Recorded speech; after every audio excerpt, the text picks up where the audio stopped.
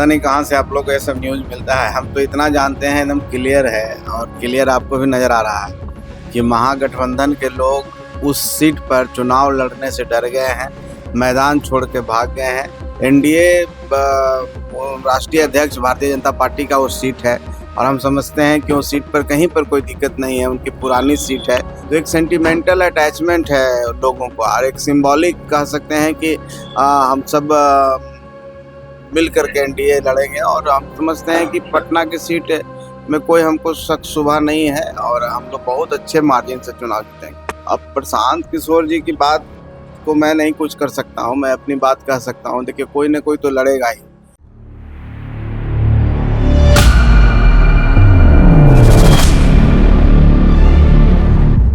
नमस्कार, watch news देख रहे हैं आप। मैं हूं आपके साथ श्रुति राज।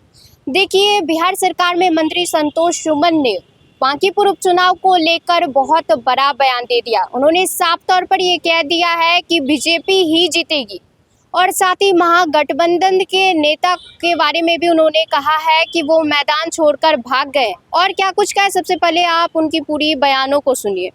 मैदान में है और कहा यह भी जा रहा है कि नीतीश कुमार को बीजेपी ने हटा दिया है, तो इस बार जो बीजेपी उम्मीदवार हैं उनको हराने का। पता नहीं कहाँ से आप लोग को ये सब न्यूज़ मिलता है। हम तो इतना जानते हैं, एकदम क्लियर है और क्लियर आपको भी नज़र आ रहा है कि महागठबंधन के लोग उस सीट पर चुनाव लड़ने से डर गए हैं, मैदान छोड़ के भाग गए हैं। पिछले चुनाव में कांग्रेस पार्टी वहाँ से चुनाव लड़ी थी, उसने हाथ खड़ा कर दिया। तो आप यही समझ लीजिए कि कितना डर है आज भी महागठबंधन के लोगों को। एनडीए राष्ट्रीय अध्यक्ष भारतीय जनता पार्टी का वो सीट है और हम समझते हैं कि उस सीट पर कहीं पर कोई दिक्कत नहीं है, उनकी पुरानी सीट है।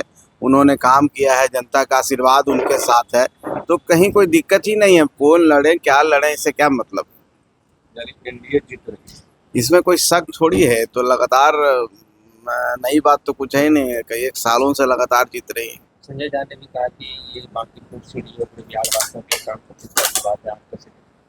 निश्चित तौर पर हमारे राष्ट्रीय अध्यक्ष जो एनडीए के भारतीय जनता पार्टी के राष्ट्रीय अध्यक्ष हैं, उनका सीट है और उनके पिताजी भी वहाँ से विधायक रह चुके हैं, उन्होंने काम किया है। तो एक सेंटिमेंटल अटैचमेंट है लोगों को और एक सिंबॉलिक कह सकते हैं कि हम सब मिल करके एनडीए लड़ेंगे और हम समझते हैं कि पटना की सीट में कोई हमको शक शुबा नहीं है और हम लोग बहुत अच्छे मार्जिन से चुनाव जीतेंगे। प्रशांत किशोर मैदान में क्या एनडीए को बहुत?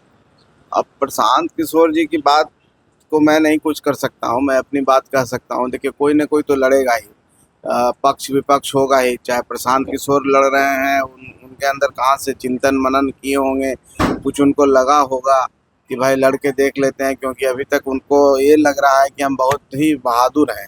जब कोई व्यक्ति को अंदर से लगने लगता है कि हमसे बड़ा कोई नहीं है, और जो पिछली चुनाव में आप देखें कि वो चुनाव नहीं लड़े, तो उनको लगा कि अगर हम लड़ते तो हम जीत जाते हैं। तो जो आजमाइश बेचारे कर रहे हैं, करने दीजिए। इसमें क्या, लोकतंत्र है, सबको अधिकार है, लेकिन रिजल्ट वही होगा, परिणाम वही होगा।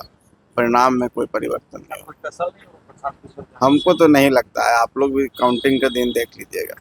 तो जैसा कि आपने सुना, उन्होंने कहा कि महागठबंधन के लोग उस सीट पर चुनाव लड़ने से डर रहे हैं और वो मैदान छोड़कर भाग रहे हैं।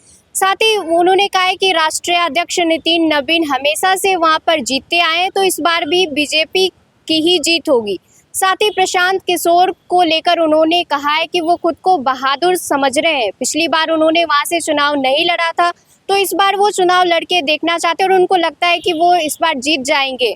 लेकिन फैसला यही होगा कि यहाँ बीजेपी ही इस बार भी जीतेगी। आपकी क्या इस पे राय है, कमेंट में ज़रूर बताएं। देखते रहिए वॉच न्यूज़।